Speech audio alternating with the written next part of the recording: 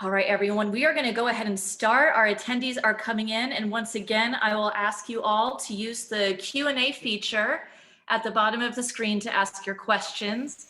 I am honored to announce and introduce my friend Mark Bernardo, who will be moderating this panel. Mark, take it away.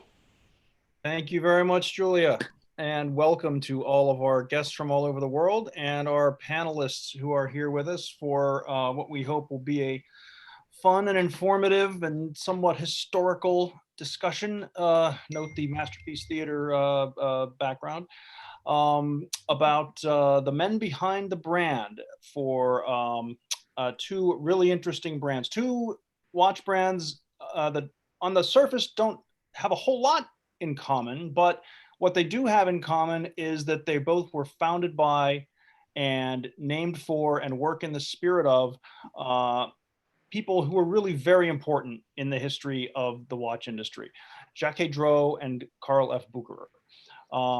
So we want to welcome Ron Stoll, president of Karl F. Bucherer North America. Say hi, Ron. Hey, Mark. Thank you. Hello, everybody. Thanks for joining. Great. And Claudio Terjanian, who's the brand manager of Jaquet Droz.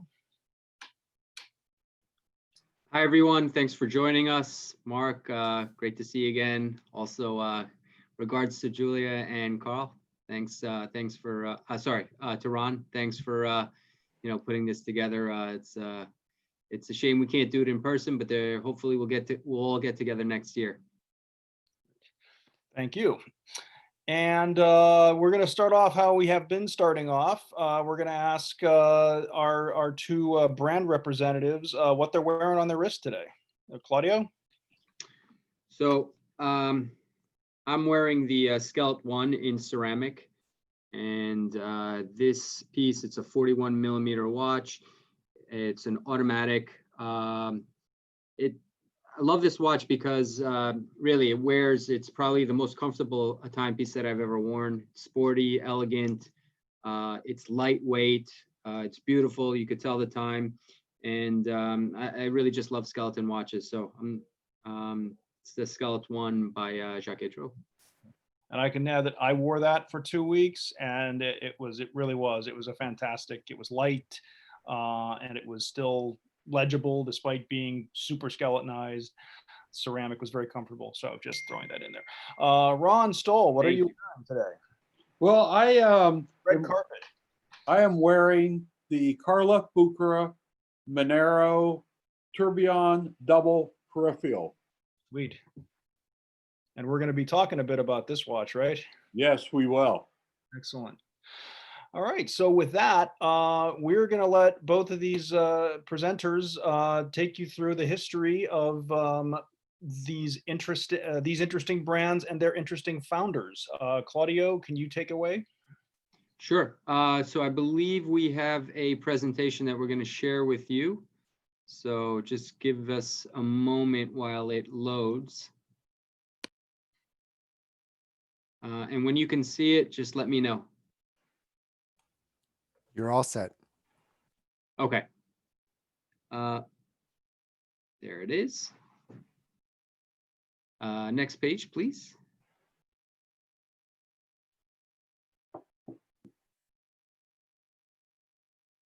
So it's interesting because this year is actually next year in 2021, and I'm sure many of us can't wait till 2020 is over. We'll be celebrating the 300th anniversary of the birth of Jaquet Droz, Pierre Jaquet Droz. And as you can see on the slide, he was born in La Chaux-de-Fonds, which is a town in Switzerland, and it's also where we have our current atelier. In 1738, that was the year where he actually first set up his workshop in La Chaux-de-Fonds. So that was when we say the creation of Jaquet Droz, it was actually in 1738. I want to fast forward to 1759, which was a very important year, which is when Pierre Jaquet Droz decided to go to Spain to show some of his works to the King of Spain, King Ferdinand the Sixth, in Madrid. So as you can imagine, it was a tremendous journey. It took about almost 2 months to get there, and then when he got there, he had to wait another 3 months just to be able to show the king his clocks. But it was a successful trip. He ended up selling all 6 clocks and was rewarded with 2,000 gold pistols, and that was actually what funded the future operation of Jaquet Droz. In 1774, he developed another workshop in London, and this was actually done to create global commerce. So, and you'll see a little bit later on, the business was done in China thanks to the ports in London and being able to expand on the business. 1775, a year before the Declaration of Independence, was a pretty important year because that's when they came out with, and I'm sure many people know about, the humanoid automatas. So you have the writer, the draftsman, and the musician, which you can see pictured on the left. And we'll talk a little bit more about these. If anybody ever makes it to Neuchâtel, I would recommend that you visit the Musée d'Art Histoire in Ville de Neuchâtel. That was the first visit when I joined the company, and I checked out this museum, and I was actually able to get the draftsman and the writer to create. Hopefully you guys can see this, but here's one of the dogs that was drawn, and you can see it says Mon Tutu. Here is another drawing that the draftsman created, which was the King of France, Louis XV. And then the writer, which was the most difficult humanoid automata because of all the complexity of being able to write, actually sent this little note. So I witnessed these 3 automatons firsthand, and they were extremely impressive. On to the next page. So in 1779, like I said previously, because of the connection in London and starting that second workshop, they were able to bring watches to China. And actually, Pierre Jaquet Droz was one of the first watch brands to import watches into the Forbidden City. So this was, a really big deal, and at the time, and if you go, there are still some remnants and some stories, as well as some clocks that still remain there. In 1784, this was the third atelier that they set up in, the third workshop that they set up in Geneva. So now you have La Chaux-de-Fonds, London, and Geneva. And coincidentally, in 1785, they came out with something that you can recognize today, which is the first of the Grand Second pocket watch. So this was a 54 millimeter pocket watch in gold with enamel, and it had the off-center hour, minutes, and the large second subdial. Unfortunately, in 1790, Pierre Jaquet Droz passed away, and shortly after, his son, Henri Louis Jaquet Droz, passed away as well. So that was almost I would say the end of the company in those times. They had Frederic Lechaud, who was part of the organization, who tried to continue the business, but really I would say that the company ceased to exist shortly after. And it wasn't until, next slide please, 2000, as you can see, when the Swatch Group saw the opportunity to revive this brand and took over and relaunched Jaquet Droz. So the brand is almost 300 years old, but I would say that it's been in its current existence for about 20 years now. 2010 is when we did the atelier in La Chaux-de-Fonds. So that's the manufacturing facility. That's where all of our watches are made. That's where the creativity is done. The research and development, marketing, you name it, that's our headquarters. 2012, we came out with the Bird repeater, and we'll talk a little bit about that and see some of these watches in person later on in some videos. 2015, the Charming Bird, which won the Grand Prix d'Horlogerie in 2015 for the mechanical exception category. 2018, we came out with a 280th anniversary watch, and it's this parrot repeater that blends so many of the craftsmanships and automatas that Jaquet Droz is known for. So this was a one-off piece. It uses all of the different crafts that we're known for, combining it into one, and I believe that the watch sold for around $1 million. Hey, John. So just had a panelist, just had one of the attendees say hello. So the next slide is a quick video that I'm going to share with you guys, and it's sort of a combination of all the watches, because I really can't show you the watches in person. So I figured we would share some videos that we created thanks to our amazing team in Switzerland. So whenever you're ready, Ryan, you want to hit play?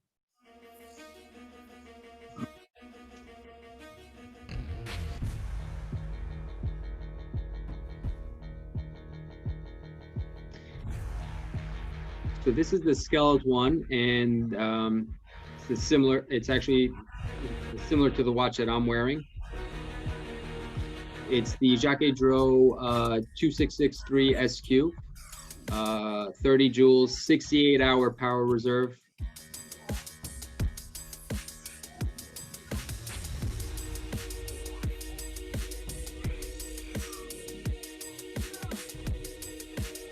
This is a recreation, sort of the modern version of the original Grand Second.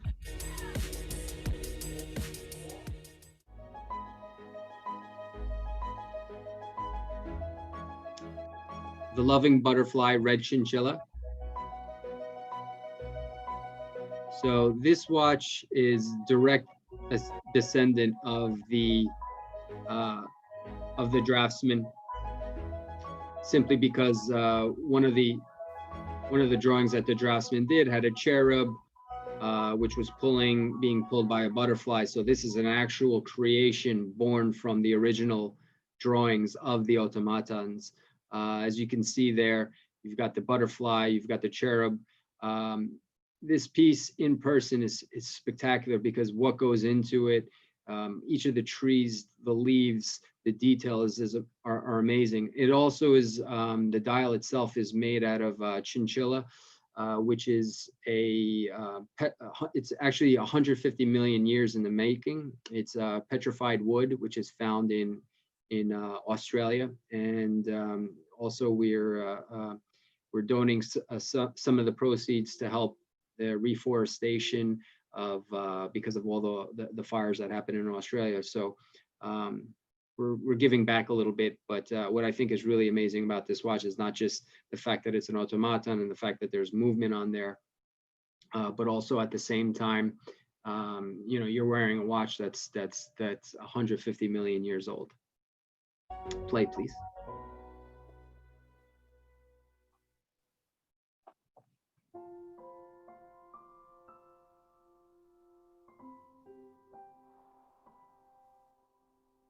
So here we have the Charming Bird, and of course this is one of our corporate videos, and this is just kind of showing you the interior of the watch. I'll just let it play.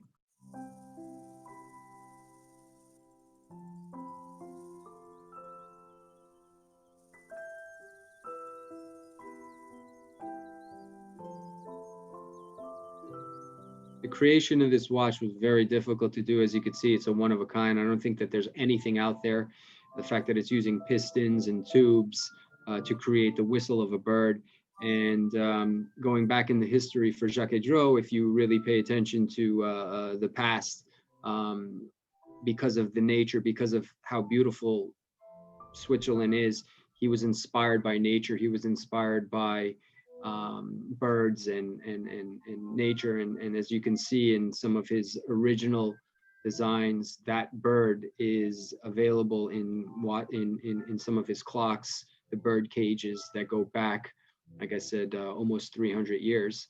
So this is another interpretation of an original automaton that the Jaquet family used to create.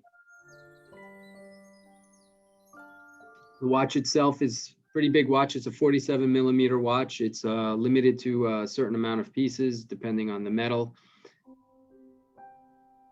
38-hour power reserve. But it truly is a piece of art and an engineering marvel on your wrist. And as we pan out, you can see that bird cage where the watch is housed, and that goes back to the original bird cage that Jaquet created in the 18th century. So here we have the tropical bird repeater. This is a watch that I've had to have in my hands. I'll let it work.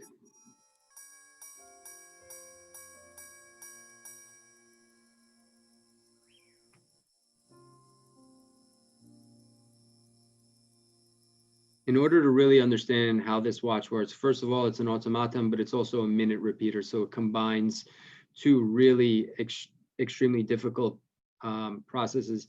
And what you have going on in the dial is a lot of different movement. You have the hummingbird, which is flapping its wings, and it's supposed to actually be very similar to what a normal hummingbird would look like. You've got the peacock spreading its feathers. You've got the toucan hiding behind the trees. You've got the waterfall. You've got the dragonflies. I mean, there's so much going on in this watch, and it's extremely difficult to even just realize. But the first time I had this watch in my hand, I had to sort of set it a couple of times and really take a look at different parts of the watch to you know, take it all in.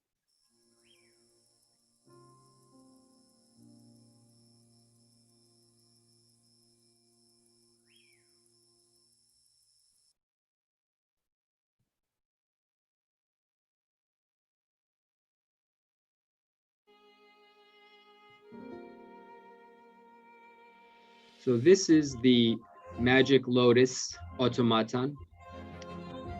And what you have here is basically a Zen garden. You have the lotus, you have the carp, which is swimming around in circles. You have the flowers, which actually change from different colors, from different you have rubies, you have emeralds, you have different kinds of colors. So as the watch is turning, you have movement in the fish, you have movement on the watch.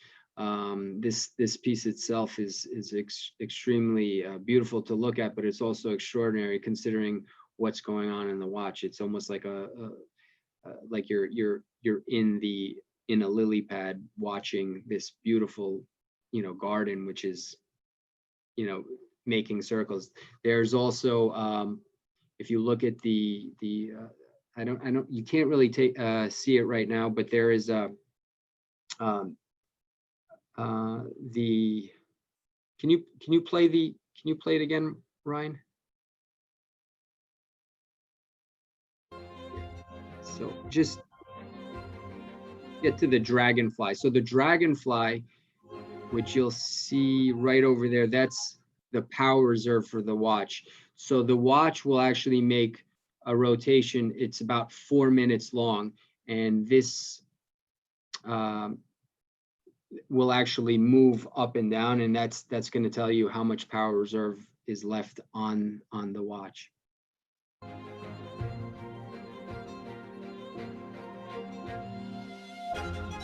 There's a carp moving its tail.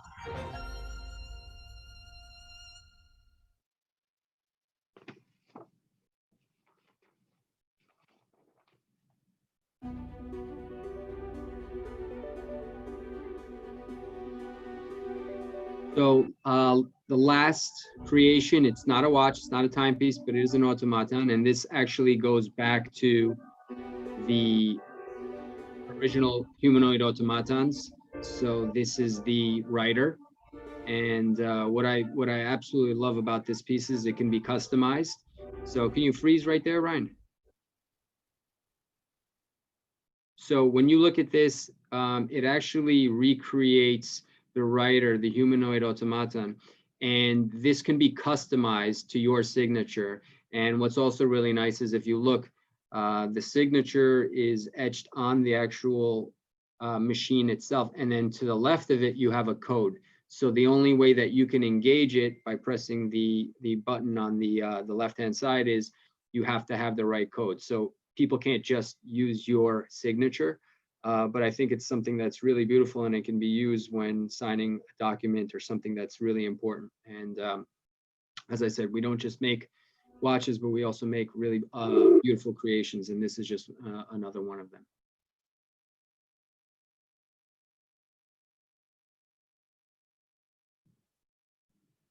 So currently we have a very small distribution just because we're a small brand. We don't make a lot of watches for the world. But we do have a boutique on Fifth Avenue. And, if anybody is interested in taking a look at some of these watches in person, you have my information over there, and I'd be happy to meet anybody on an appointment only. My phone number is right there, as well as my email address. And so if you give me a couple days notice, and if you want to see anything specific, be happy to meet you over there. Like I said, we're on 711 Fifth Avenue, which is on the corner of 55th and Fifth Avenue, New York City. And that's it. Thank you. Great. Oh, thank you, Claudio. That was pretty stunning. And just to let everybody know, I've also been to the museum in Neuchâtel, and I can second that recommendation. I mean, it's like nothing you've ever seen. They really were some of the earliest computers, in a way. Ron Stoll, can you tell us about Karl Friedrich Bucherer and the company he founded? Yes, I would be happy to. So the story is rather interesting. Back in 1888, Karl F. Bucherer, he lived in the city of Lucerne, and he decided that he wanted to open up a jewelry store. But back in the late 1800s, many retailers faced some of the same challenges that they do today. That's, how do I separate myself apart from my competition? So as Mr. Bucherer looked around the city of Lucerne, he decided that the only thing he could do different was to manufacture his jewelry bigger and bolder and use the most precious gemstones and diamonds that money could buy. And with every success story, there's always a little bit of luck. And Mr. Bucherer had his fair share of luck through his journey in life. Back during this period of time, and still today, all of the wealth and the noblemen, they all came to Lucerne to holiday because it's one of the most beautiful cities in the world. And this clientele of people, they took a liking to the jewelry that Mr. Bucherer manufactured. So obviously, you can imagine if you were manufacturing jewelry for the wealth of Central Europe today, you would acquire a little bit of wealth yourself. But he was a wise man, and he was actually an innovator in many ways. He was the first gentleman in Europe that went out and started to open up multiple retail locations. So the first store was opened and founded in Lucerne in 1919, or in 1888. And then by 1919, he had 4 stores that he owned and operated within the country of Switzerland. He also had 2 sons. And like every parent, you want to send your children to the finest universities for your studies. And so he sent his son Edward to goldsmithing school in the UK, and he sent his son Karl Edward to watchmaking school. And when the 2 brothers finished their educations, they joined forces, and Mr. Bucherer felt it would be best if they went elsewhere to work before joining the family business. So the 2 brothers went to Berlin, and they set up a workshop on their own. And within a few years, the DNA of their father started to show through his children, and the workshop in Berlin became very well recognized. And it became so recognized that they started getting orders from the the imperial court to start manufacturing jewelry for them. So this was quite an honor for the two sons. It was also quite an honor for Karl Bucherer to see his children flourish in such a wonderful way. But then there was a little bit, the political turmoil was starting to create in that part of the world, and they all felt that it was best for the two sons to leave what they had created in Berlin and come back to Switzerland and join forces with their father. So this was around 1920. At this time, they were fully engaged into the manufacturing of watches. And since Mr. Bucherer had such a history and such a following in the jewelry that he manufactured, they were highly focused on making ladies' Art Deco timepieces because they felt it was sort of a blend for their store. Even though during this period of time, you know, it was a must-have for every male to have a pocket watch, but they focus inspiring this jewelry into these timepieces that they make.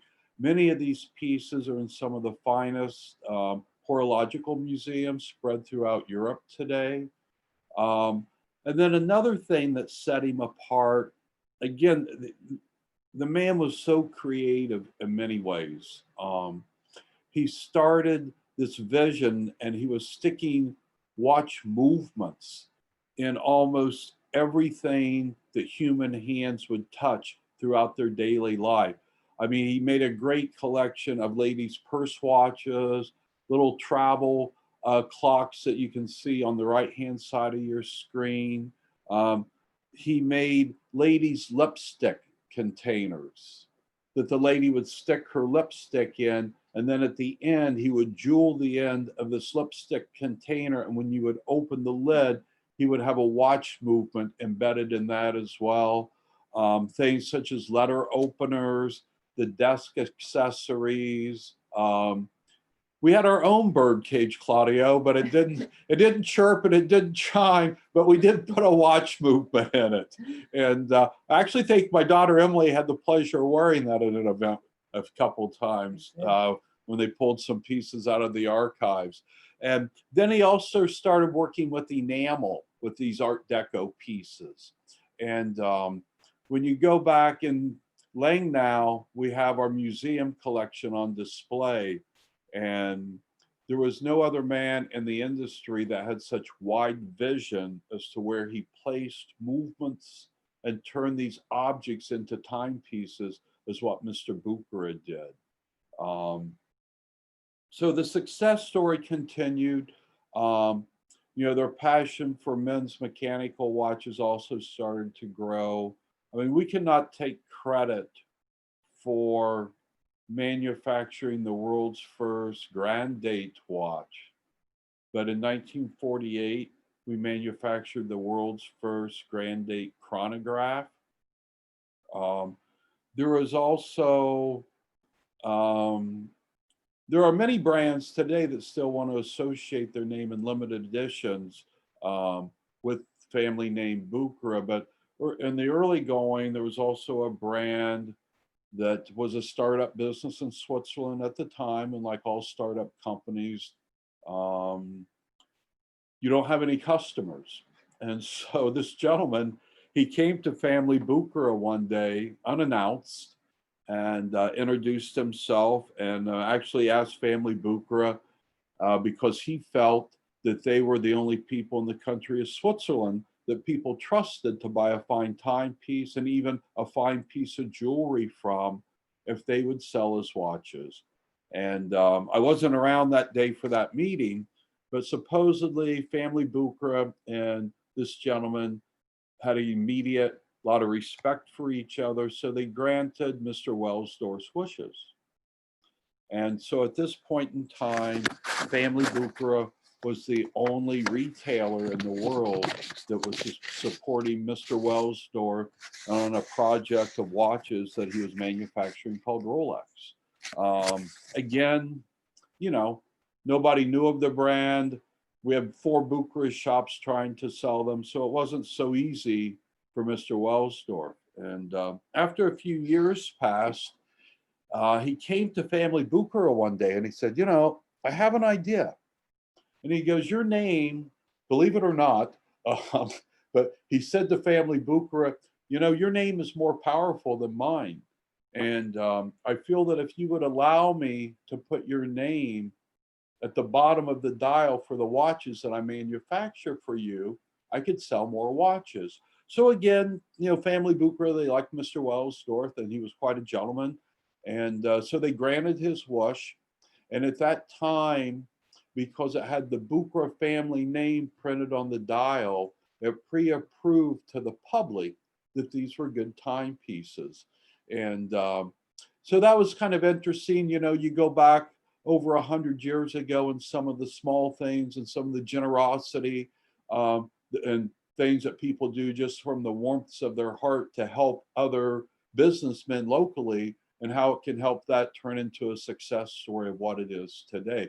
I mean, obviously Rolex went on and is in a different universe than the rest of the world. But with Bucherer ourselves, you know, we have our success as to where we've grown to become the largest retailer of luxury jewelry and fine timepieces.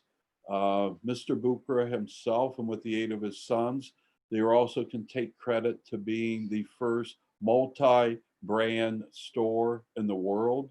They were the first ones that had this visionary that why make the customer go from store to store, maybe from city to city, even at that time, to seek out a timepiece that is perfect from them. So they thought if we housed them all underneath one roof and we could have this show place where everybody could come and experience what all of the brands had to offer, that it would be doing justice for the manufacturers and the single watchmakers, as well as ease for consumer shopping.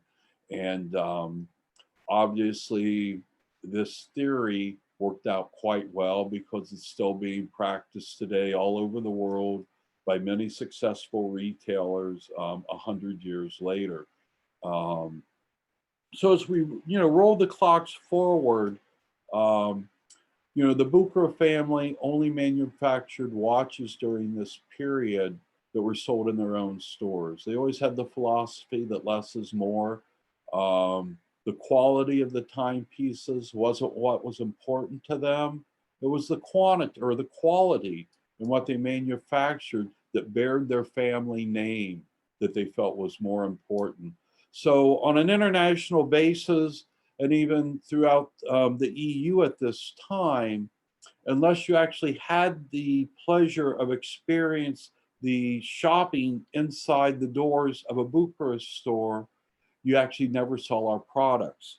We are family owned. There's only a handful of watch manufacturers today that are still owned 100% by the original founding family. We're very happy and proud to say that we are third generation. And today the grandson of Karl F. Bucherer, Ulrich Bucherer, he owns the entire group. And in 2001, he decided that he would expand and open the doors of the watch factory in Langnau for Karl F. Bucherer to the world. You know, we're a boutique manufacturer. We only produce 30,000 watches annually for global distribution. But Mr. Ulrich Bucherer wanted to pay homage and tribute to his grandfather, who was the creator of this empire that he sits at the helm of today. So we distribute the brand in limited quantities and limited points of sale in certain markets around the world.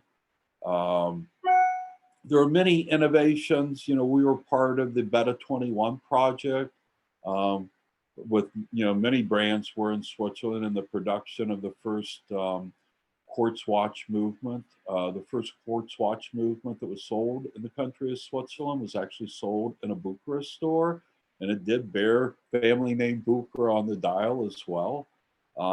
As we roll the clocks forward back in 2008, we received the Golden Balance Award at the Basel Fair for the introduction of our A1000 movement, which was this peripheral rotor winding mechanism. What we did, we wanted to create and expose the artistry and the craftsmanship of watchmaking in an automatic watch. And with the traditionally, with the mechanism sitting over the top of the movement, you don't see all this painstaking work that the watchmakers and the workshops do to decorate these movements. So we made this peripheral rotor winding mechanism, which is the most efficient, fastest winding automatic watch movement still today in the world. We reduced the overall thickness. And then we have this appearance of a hand wound movement. And we implement this movement and this technology into many of the new products that we develop today. Are we good?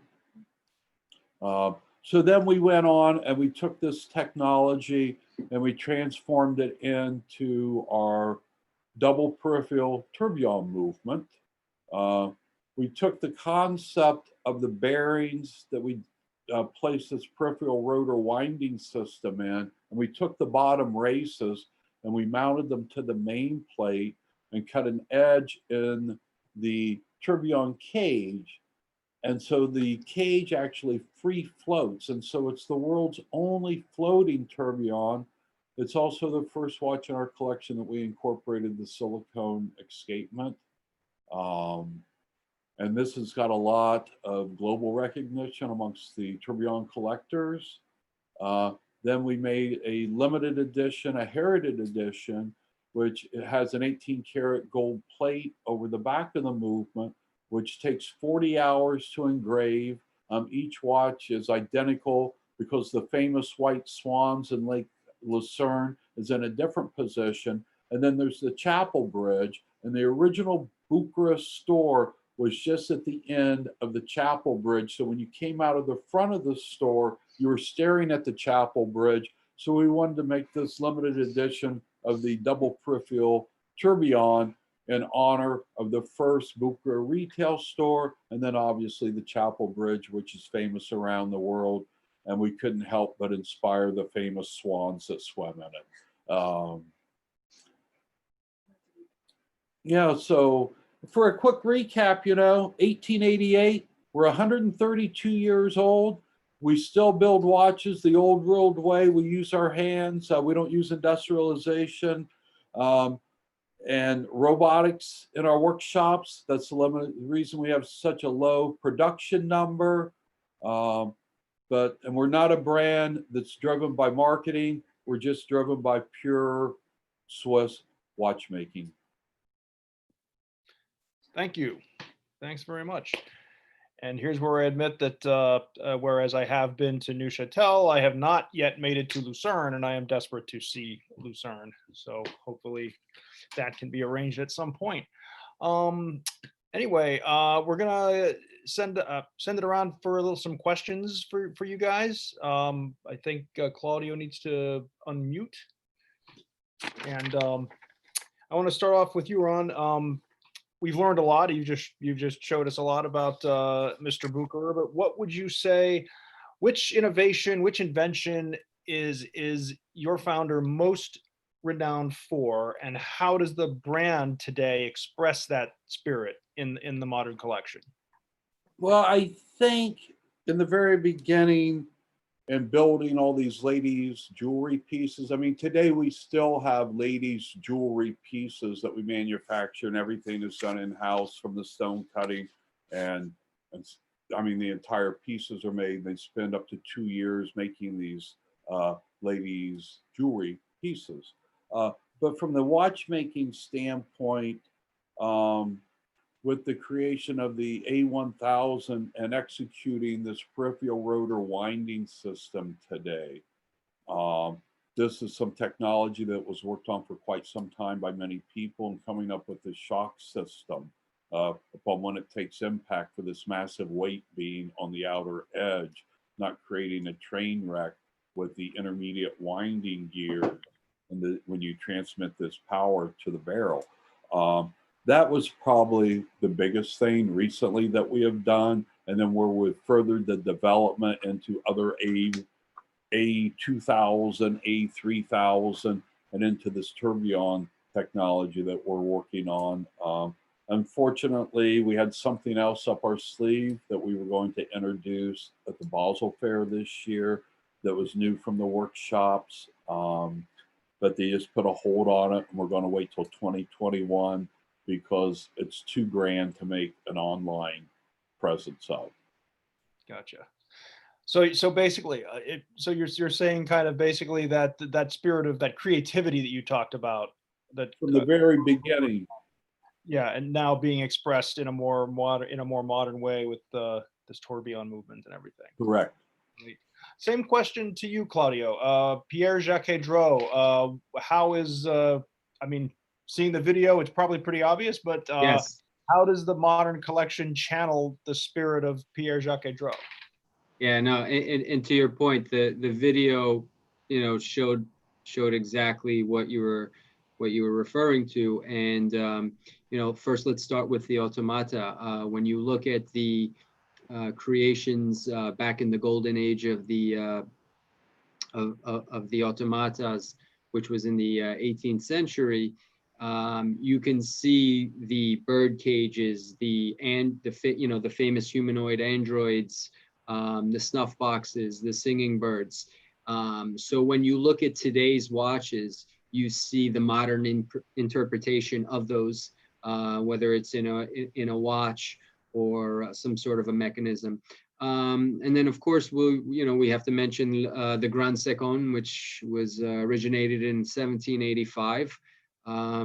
It's today's version of the Grand Secon, you know, staying true to the original, but at the same time doing very adventurous things, such as, you know, my timepiece, which is the Skeleton 1. So this is the same exact watch that you know, that the Jaquet Droz family created back in the 1780s. It's just what we do every year. We try to remain true to our past, but also try to put a twist and a modern version to it.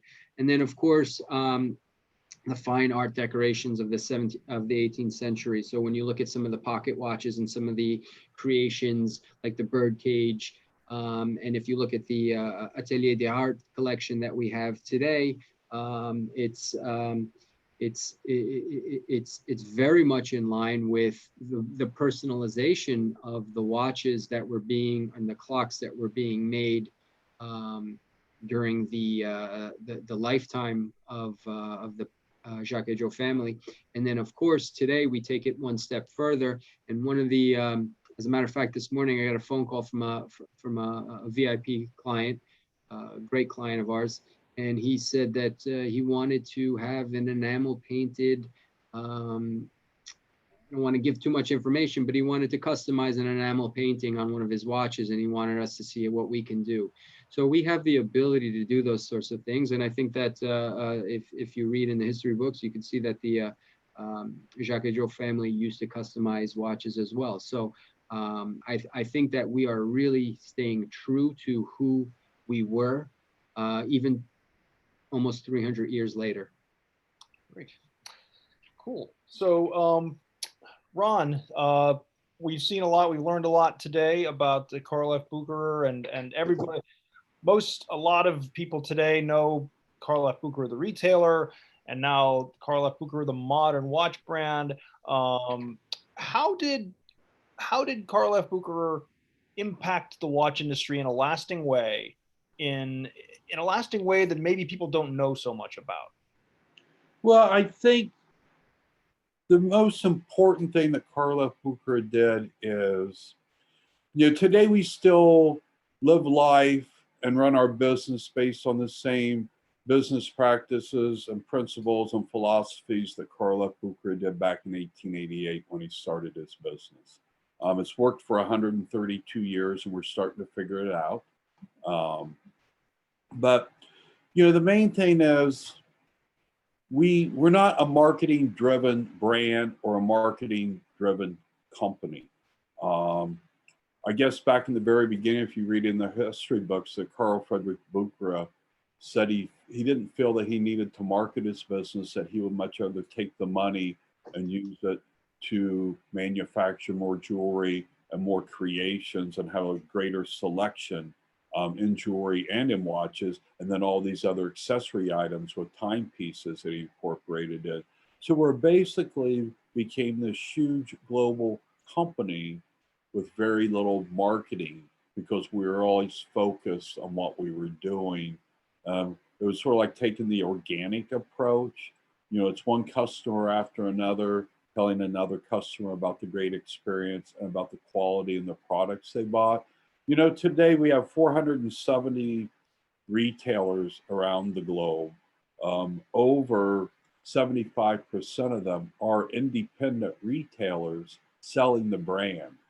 And yes, the Bucherer stores do sell a large portion of the production of Karl Bucherer watches, but the total, the independents outsell the Bucherer branded stores by far. And so he has taken his brand that he did small quantities of and never really marketed it, and he was able to expand it throughout the globe and most of the popular markets. And I mean, it's sort of amazing. I mean, it's taken 132 years to do it, but it's sort of like moving a mountain. You do it one rock at a time, and eventually we've gotten there. And so people buy our products based on what they are. So typically people who buy our products are people that have watch knowledge, they own other watches, and then they get attracted to Karl Bucherer just based on the quality and the build of the piece and the value that we give them. Great. Yeah. I know. So an overnight success story, 132 years in the making, basically. Exactly. So Claudio, over to you. What don't we know about Pierre Jaquet Droz and how he influenced the watch industry?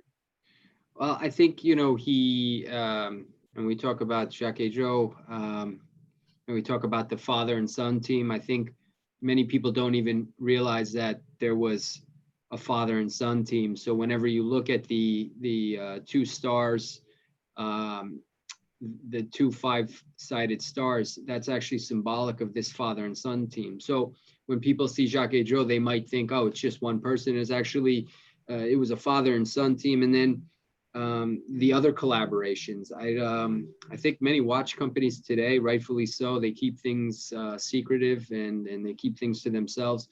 I believe that Jaquet Droz, the company back in the 18th century, was making use of collaborating and working and also developing global commerce, which today is a lot easier with being able to, put stuff on flights and being able to put stuff on a train and get from one city to another.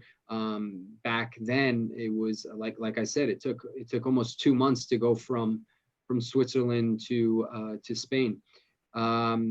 Then there's also the storytelling, this dreamlike engineering, which it's pretty amazing because how are they able to come up with these amazing designs and creative automatons without the use of a computer? And as you said earlier, we can almost say that these are almost the first versions of the computer. So they were brilliant minds. It's amazing to think back that 300 years ago, the creations that you have today were basically built back then just by using your imagination. And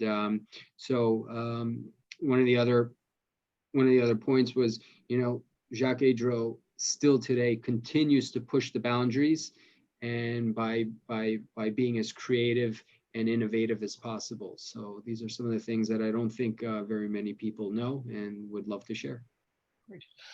Okay, so I have one more general question for both of you, and then I think I'm pretty sure we have some questions from some of our attending collectors here. So let me go back to you, Claudio. What timepiece in the modern Jaquet Droz collection do you feel best exemplifies the spirit of the founder? If you had a name, if you had to narrow it to one. So I think there are many, but just kind of talking about this with my colleagues and trying to figure out which watch best exemplifies, today's with using the pass. I would say the Petite Heure Minute Smalta Clara Hummingbird. The reason that I mentioned that watch is the enameling technique dates back over 600 years. However, the way that we did it was it was done completely transparent. So it's the first time that anybody's ever done that on a watch. And it's just one of the examples of our creativity, sort of using an ancient technique and modernizing it and doing something that we can do today. And then, of course, you know, the Skeleton one is another example. But that would probably be one of the best examples. The Smalta Hummingbird watch. Yeah, now, that's a great answer. That combines not only the automata technology, but you said the enameling, as well as the look, the the Petite Heure design. Ron, if you had to boil down Karl F. Bucherer to one iconic watch, what would it be? I think it's our Monero peripheral. It incorporates this peripheral rotor winding technology with the A2000 movement in that's was decorated differently. It's a 3-hand date, classic watch, you know, traditional watchmaking. It comes in a 40 and 43 millimeter size cases. We have 4 different dial options. We have obviously in red gold and stainless steel. And this pays really tribute to the roots of Karl F. Bucherer himself, because he was a very humble, traditional man. And this goes back to the grassroots of Swiss watchmaking. But what we have the engine of the inside like a Ferrari. And then on the outside, we have this classic timepiece. And yeah, it's just what it is. The feel is rich. It's something that's timeless in style. It's something that your grandchildren would be able and honored to wear one day and would still be accepted and respected in society many years later. Yeah, really beautiful design. So I'm wondering if we can have some questions from our audience. Yes. I've had quite a few questions from our collectors. So we'll start with Claudio. The first is, I am a woman and very interested in your watches. Are many of your customers women? And then that's followed up with, are you going to open a boutique in Los Angeles?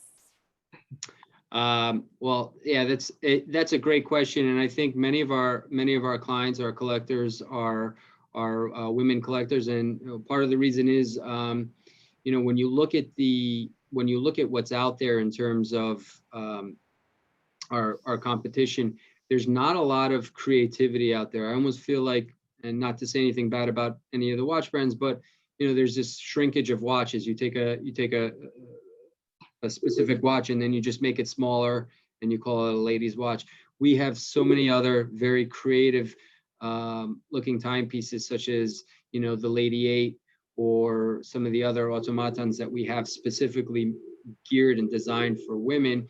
It's like a timepiece that is really art on your wrist. So I think that what we do very well, and that is also, you know, probably doesn't get enough attention, is our ladies' watches. And one thing that I've noticed in the short amount of time that I've been with the company is we do see a lot of women customers, and I would say that we have a very even share of men and women customers. And the second part of that question is, are we going to be opening up a boutique in LA? Not for the moment, but we do have some good partners out in Los Angeles. So you know, if you go to our website, you could check it out and see who carries the line. And if you want to better see a couple of the watches, or you know, understand the brand a little bit more, please feel free to reach out to our partners out there.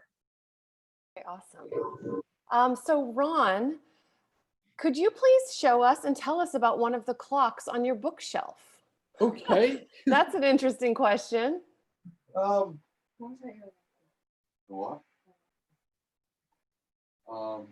So I'm a watchmaker by trade, which many of you know.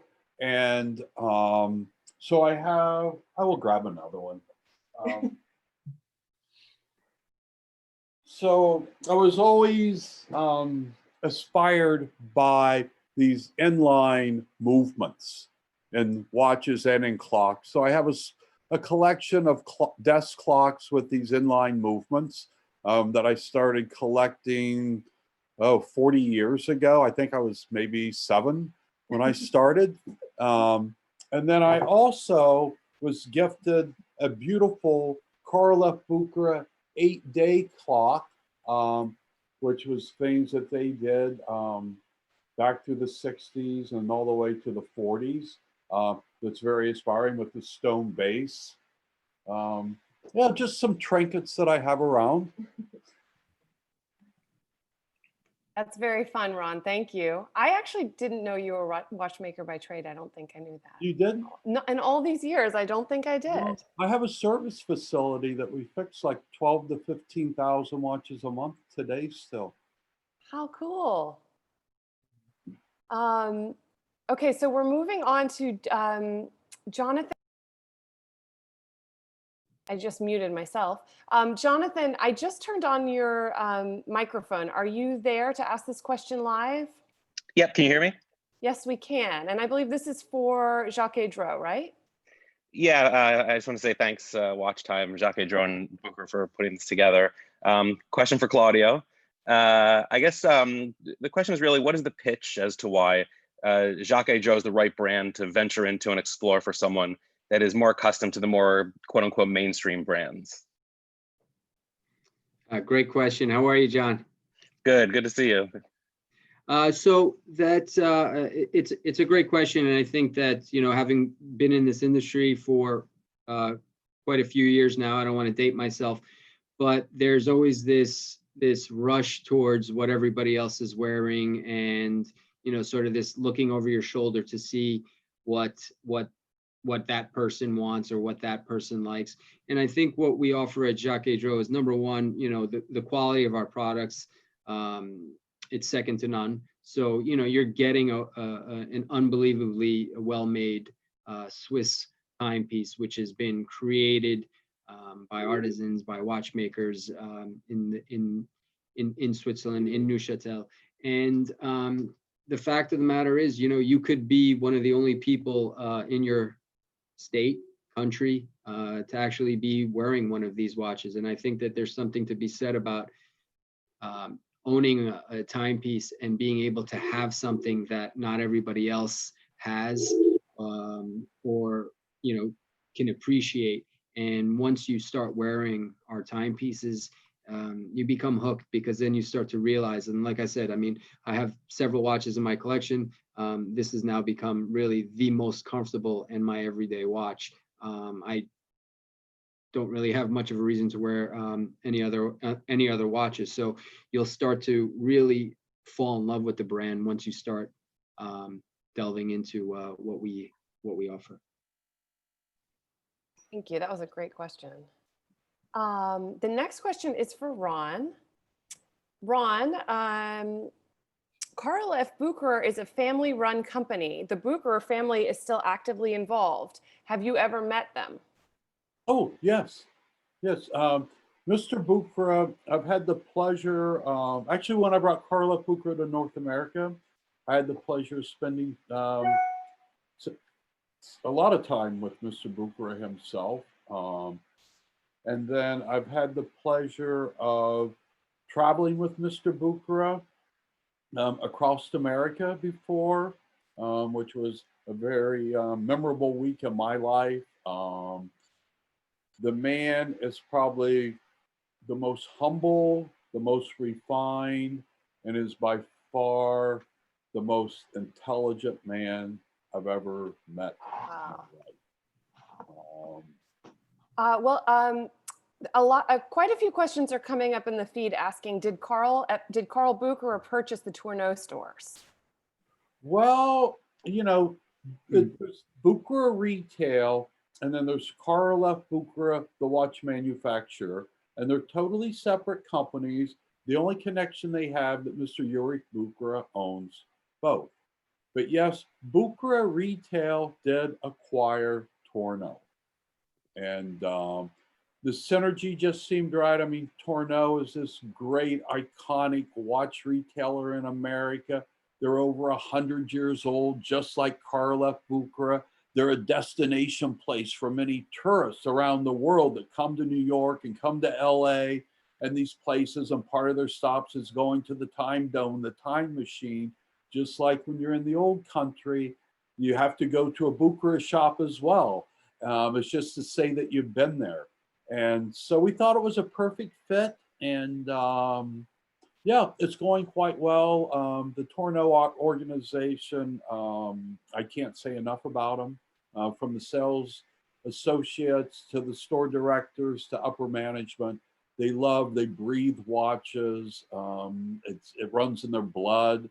And there's some great things that are going to happen with this acquisition in this country. Probably, COVID sort of slowed things down. So, I can't give any dates, but in the near distance future, there's going to be something really big unveiling. Oh. Yes, oh is right. Thank you. Okay, thank you, Ron. I have one from Minda, you muted yourself. Oh, sorry. Thank you, Ron. I've just been doing this a few days. Oops, and my Siri just came on. Okay. Okay, for Claudio, will we see more Automoto watches like the Loving Butterfly watch in the years to come? Maybe some inspired that was from the 18th century sketches. I know that's a favorite of mine too. Some interest in your answer. Absolutely. And the Loving Butterfly, there are a lot of different variations of it. We have a piece which I'm absolutely enamored with. It has an opal dial. It's one of a kind type pieces that we have. So of course the DNA of this brand has everything. It's one of the three main pillars is the Automaton. So I don't have a crystal ball and I don't know what is going to be coming out, but I can tell you that Automaton is really an important pillar of the Jaquet Droz future and past. So yes, we will continue to develop new automatons, and really, if to there it is. Thank you, my friend. So here's one of the newest opal dial automatons, and that's a piece unique. So that's a 1 of 1, and really it's. It's exceptional. It's when you look at it, you kind of get lost into staring into it. So that's one of my personal favorites. However, if you look at the collection that we currently have right now, and you go to our website, you click on the Automaton section, you can see that there are so many. I touch base on the Magic Lotus Automaton or the Charming Bird or the Tropical Repeater. There are already so many that do exist, and yes, we will definitely continue to develop and make more interesting and creative and very innovative automatons for the future for everybody to enjoy. Excellent. Thanks, Minda. We are going to wrap up this session and this second day of WatchTime Live. Thanks to everybody who sent their great questions. Thanks to Claudio and to Ron. This was fun. This was a great discussion. Thanks to Ryan and Emily behind the scenes for their help. And everybody have a great evening. We hope to see you again tomorrow at WatchTime Live. I'm Mark Bernardo from WatchTime, and I'm signing off. All right. Thank you. Thank you. Thank you. Good to see you, Ron. Claudio. Thanks, Mark. Bye, Min.